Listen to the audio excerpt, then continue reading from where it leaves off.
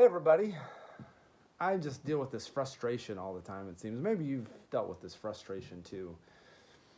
You know, you tell yourself that you really need to stop doing this, or you really need to start doing this.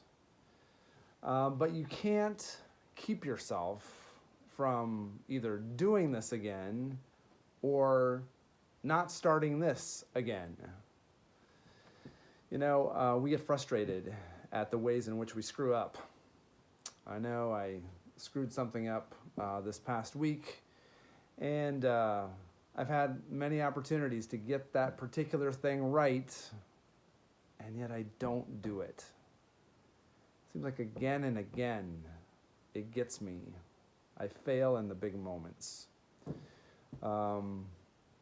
We get frustrated because our humanity keeps us from doing the right thing. There's good news, though. We have a special bond with somebody who also did not get it right, and that was the Apostle Paul, who actually says in his letter to the Romans, he expresses his frustration. He says, "For I do not do the good I want, but the evil I do not want is what I keep on doing." And so in that letter to the Romans, he expresses his frustration. It comes through loud and clear. He just doesn't get it. He can't do it as consistently as he wants.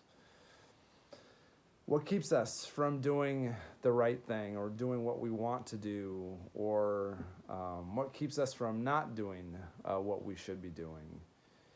Well, that's our sin, of course. The Apostle Paul calls himself, in fact, "Wretched man that I am." We are slaves to sin. It's part of who we are.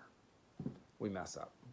Even with the best of intentions, we get it wrong too many times.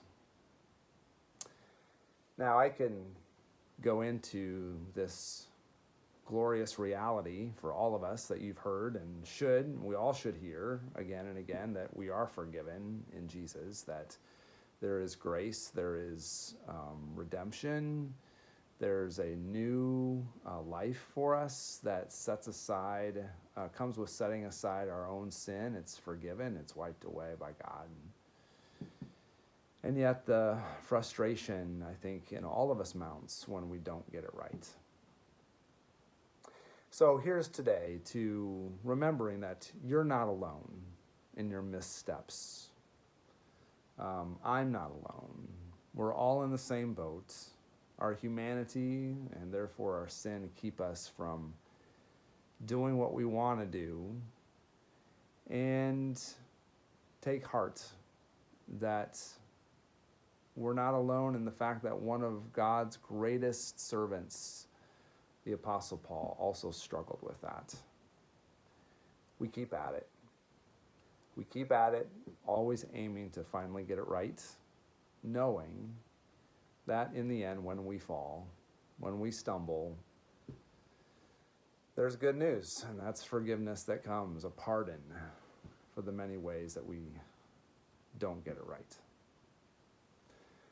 Anyway, just a little bit of that encouragement for all of us, for me, encouraging myself in our struggle to behave like we all want to behave.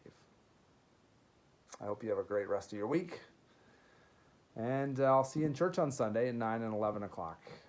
Until then, know that you are forgiven and be at peace.